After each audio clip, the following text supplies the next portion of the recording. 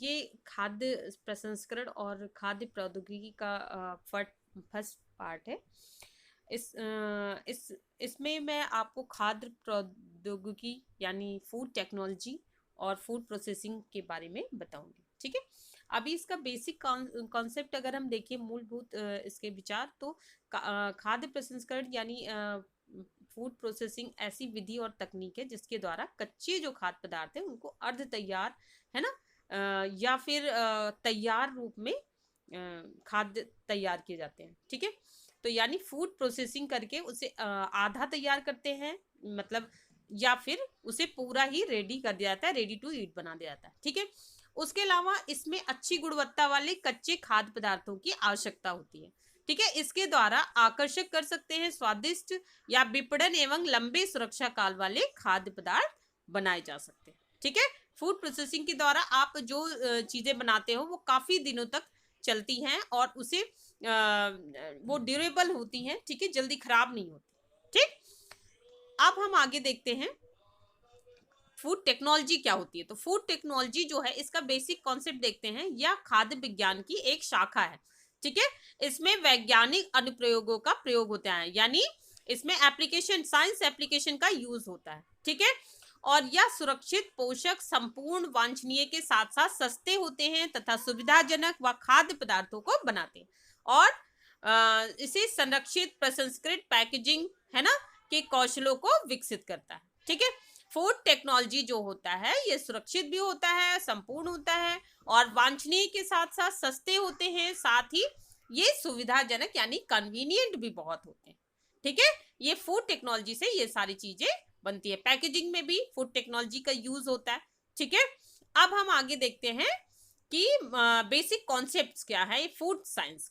तो food science इसमें आधारभूत जो विज्ञान है, ठीक है, वो क्या है, जैसे केमिस्ट्री है, आपका फिजिक्स है ना, और तो ये पाक कला है, कृषि विज्ञान है ना, सूक्ष्म विज्ञान है, इन सब के जो अनुप्रयोग हैं, इन सब के जो एप्लीकेशन है उसे यूज किए जाते हैं। ठीक है, फूड साइंस। और फूड मैन्युफैक्चरिंग क्या होता है, खाद्य उत्पादन में जैसे बढ़ती हुई जनसंख्या है, इनकी जो मांग को पूरा करने के लिए खाद्य प्रौद्योगिकी यानी फूड टेक्नोलॉजी के प्रिंसिपल्स को यूज करके इतनी बढ़ती हुई पॉपुलेशन के लिए खाद्य पदार्थों को उपलब्ध कराना। ठीक है, तो ये होता है फूड मैन्युफैक्चरिंग। अब हम देखते हैं खाद्य प्रसंस्करण के खाद्य प्रौद्योगिकी का इतिहास। तो निकोलस जो एम्पर्ट ने थे, ये 1810 में 1810 में खाद्य पदार्थों को डिब्बे में बंद करने की प्रक्रिया को इन्होंने विकसित किया, जिसे कैनिंग कहते हैं। ठीक है, कैनिंग कहते हैं इसे। और लुई पास्चर ने 1864 में, ठीक है, लुई पास्चर ने क्या किया, 1864 में अंगूरी जो शराब थी, वाइन को खराब होने से बचाने के लिए रिसर्च किया। ठीक है, उसके अलावा लुई पास्चर ने फिर सिरका, अल्कोहल, बियर एवं दूध के खट्टा होने पे वर्क किया। और उसके बाद लुई पास्चर ने रोग उत्पन्न करने वाले जीवों को नष्ट करने के लिए पाश्चुरीकरण प्रक्रम को भी विकसित किया। ठीक है, अब आते हैं इसकी हिस्ट्री। खाद्य प्रौद्योगिकी को जो सेना की आवश्यकताओं की पूर्ति के लिए प्रयोग में लाया गया, भाई सेना के लिए उपलब्ध कराने के लिए सभी खाद्य पदार्थ।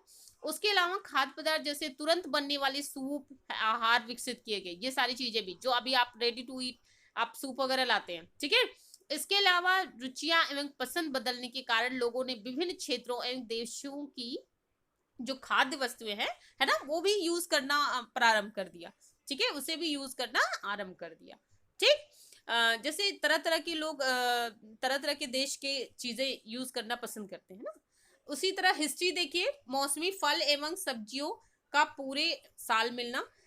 जब फूड प्रोसेसिंग हो जाती है तो जो मौसमी सब्जी और फल मिलते होते हैं वो पूरे साल मिलते हैं।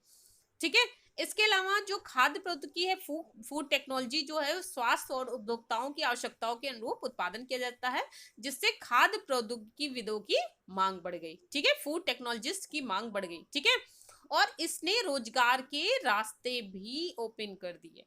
ठीक, अब देखिए, जब फूड टेक्नोलॉजी के क्षेत्र में इतने सारे आविष्कार हुए तो जाहिर सी बात है कि उसमें रोजगार तो सबको मिलेंगे। ठीक है, उसके अलावा इससे ये भी लाभ है भाई कि कोई इसे यूज कर सकता है ना, रेडी टू फूड यूज कर सकता है ना, कई देशों की चीजें यूज कर सकता है, तो ये सारी चीजें फायदा। अच्छा, ये आपके सामने एक क्वेश्चन है, इसका आंसर आप लोग कमेंट बॉक्स में दीजिएगा कि पौष्टिकीकरण नाम किसने दिया था। ठीक है, पौष्टिकीकरण नाम किसने दिया था, अभी मैंने बताया थोड़ी देर पहले, आप इसी कमेंट बॉक्स में जरूर आंसर दीजिएगा। अब आते हैं खाद्य प्रसंस्करण और खाद्य प्रौद्योगिकी के उद्देश्य। तो पहला उद्देश्य है इसकी बढ़ती हुई जनसंख्या की जरूरतों को पूरा करना।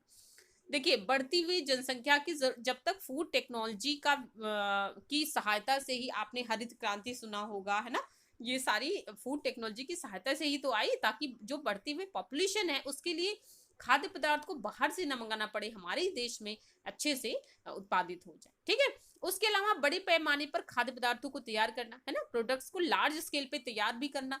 उसके अलावा खाद्य पदार्थों का आसान परिवहन एवं संग्रहण और खाद्य पदार्थों का क्रम से कम अपव्यय। इसके अलावा ऐसे खाद्य पदार्थ जो स्वादिष्ट भी हो, है ना, और लॉन्ग टाइम तक चल सके। ठीक है, इसके अलावा अब देखते हैं, भारत खाद्य उद्योग जो है उत्पादन और विकास की दृष्टि से एक बहुत बड़ा उद्योग, और भारत में ये 5वें स्थान पे है विश्व में। ठीक है, इसके अलावा ये बदलती हुई जो जीवन शैली, जैसे लाइफस्टाइल है, जैसे वर्किंग विमेंस हैं, उन्हें बहुत ही, है ना, रेडी टू ईट चीजें यूज करने में सहूलियत रहती है। इसके अलावा 2010 में भारत सरकार ने भारत खाद्य प्रसंस्करण को बढ़ावा देने के लिए एक बृहद खाद्य संस्करण पार्क की भी स्थापना की। इसके अलावा जो ऐसे खाद्य पदार्थों की मांग बढ़ गई जो प्राकृतिक रंग और महक के साथ सुरक्षा भी उत्पन्न करते हैं। इसके अलावा खाद्य पदार्थों में जो पौष्टिक तत्व डालकर उसे पौष्टिक मान बढ़ाते हैं, इसे हम कहते हैं फूड फोर्टिफिकेशन। ठीक है, जैसे नमक में आयोडीन मिला देना, है ना, या आटे में सोयाबीन का आटा वगैरह मिलाना, है ना, तो उसे कहते हैं फूड फोर्टिफिकेशन। तो वो भी ये फूड टेक्नोलॉजी की वजह से संभव हुआ। उसके अलावा आते हैं खाद्य प्रसंस्करण का महत्व, खाद्यों की उपलब्धता में बढ़ोतरी, बड़े पैमाने पर उत्पादन में घटती कीमतें, सुविधाजनक है, कन्वीनियंट है। इसके अलावा फूड फोर्टिफिकेशन संभव हो पाता है।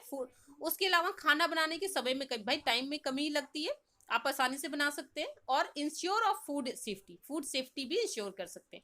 रिड्यूसिंग फूड वेस्टेज ज्यादा नहीं होता। ठीक है, भंडारण एवं परिवहन में भी बहुत ही आसानी होती है। ठीक है, और सुविधा होती है। तो फूड प्रोसेसिंग के ये सारे लाभ हैं, ये सारे महत्व हैं।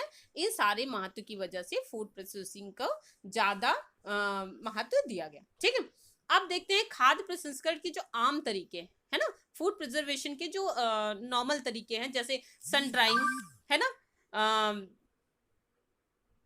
धूप में सुखाना। इसके अलावा नमक या अचार के द्वारा।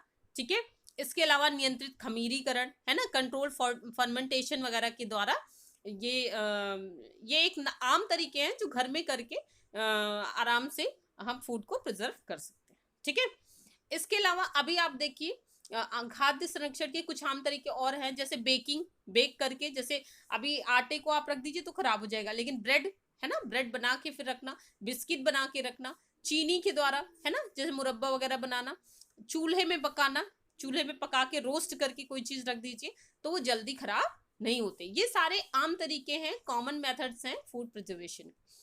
अब आपके सामने एक क्वेश्चन डाल रही हूँ, ऐसे 2 संरक्षित पदार्थों के नाम बताइए जो चीनी के द्वारा बनाए जाते हैं।